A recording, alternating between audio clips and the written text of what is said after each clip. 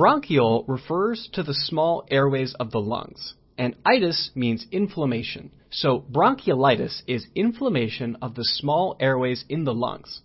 It most often is caused by infection from the respiratory syncytial virus, or RSV. It mostly affects young children, causing illness in nearly every child at some point in their life.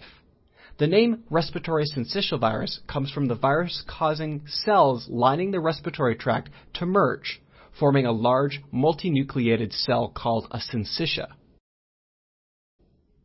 Respiratory syncytial virus is part of the Pneumoviridae family, and it's transmitted when an infected person sneezes or coughs and spreads thousands of droplets containing the virus into the surrounding area, up to about 2 meters or 6 feet away. These droplets can then land in the mouths or noses of people nearby, or get inhaled into the lungs. The virus can also survive on surfaces for a few hours, so it's possible to get the virus by touching a surface like a contaminated doorknob, and then touching your own eyes, nose, or mouth. Upon entering the body, the virus encounters the epithelial cell lining of the nasopharynx, which is the part of your throat nearest your nose. It creates some local damage and then works its way down the respiratory tree, kind of like a secret agent rappelling down a rope of mucus. It goes down past the trachea and main bronchi, and eventually reaches the bronchioles, its primary target.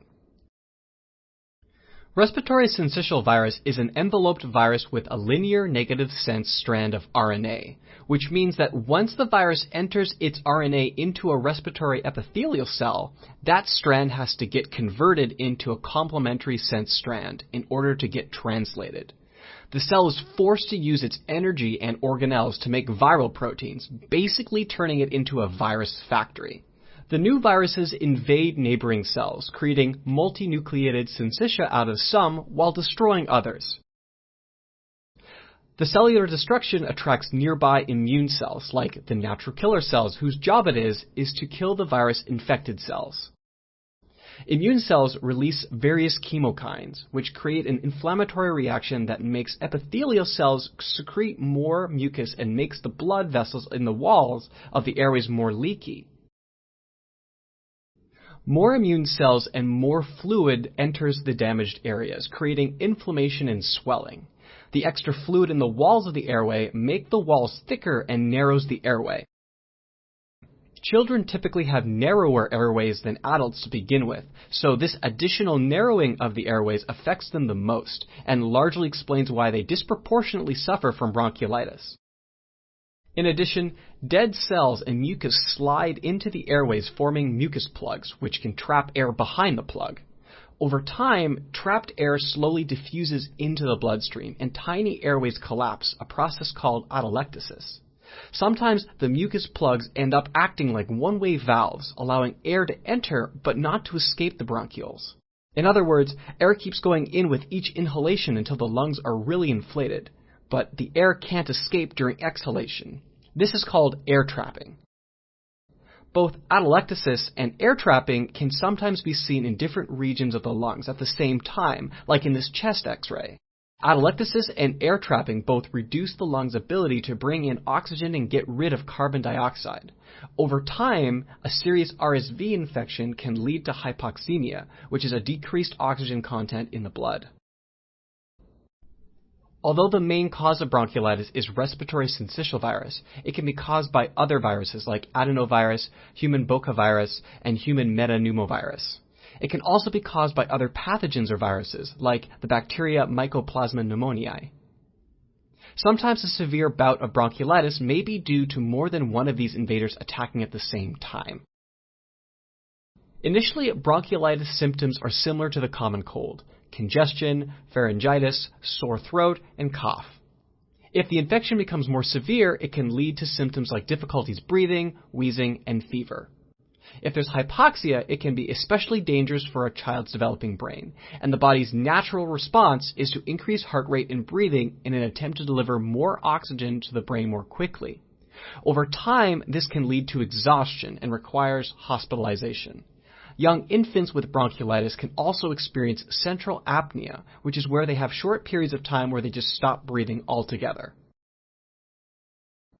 The diagnosis of bronchiolitis is largely a clinical diagnosis based on whether RSV is known to be circulating at a given time of the year, the child's age, and the presence of classic signs and symptoms.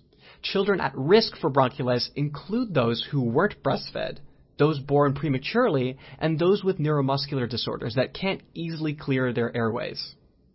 Although it's not always needed, diagnostic testing for RSV can also be done by swabbing epithelial cells in the nasopharynx and looking for the presence of viral antigens.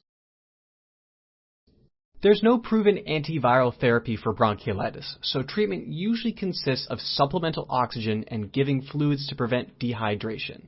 For some kids at high risk of serious complications like those born very prematurely, with significant pulmonary disease like bronchial pulmonary dysplasia, or with congenital heart disease, monthly injections of a pre-made antibody against RSV called palivizumab has been shown to be beneficial.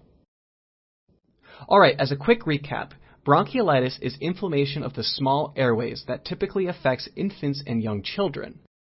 Inflamed airways, along with atelectasis and air trapping due to mucus plugs, can lead to difficulties breathing and hypoxia.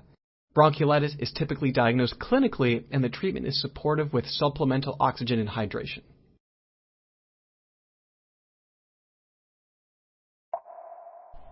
Hey guys, Vince here. So, bronchiolitis, it's a big deal for the little ones, right? So, I hope that today's video was useful to you. Today's script was written by Charles Davis. It was edited by Debal Senhoroy and Rishi Desai. I created the illustrations, Kyle Slynn performed the voiceovers, and Sam Gillespie did the video editing. If you'd like to support the creation of more of these kinds of videos, I encourage you to check us out at osmosis.org. There we're trying our very best to become a one-stop shop for all of your medical education needs. We have tens of thousands of quiz questions and flashcards. We have study schedule organizers. We have unreleased videos and other great things to help you learn medicine. If you'd like a second opinion, check us out on Facebook. You guys have been absolutely great to us. We have over 1,000 5-star reviews and a bunch of lovely testimonials from people across all sorts of disciplines explaining exactly how osmosis has helped them become better clinicians. All right. Thanks a lot, guys. Bye.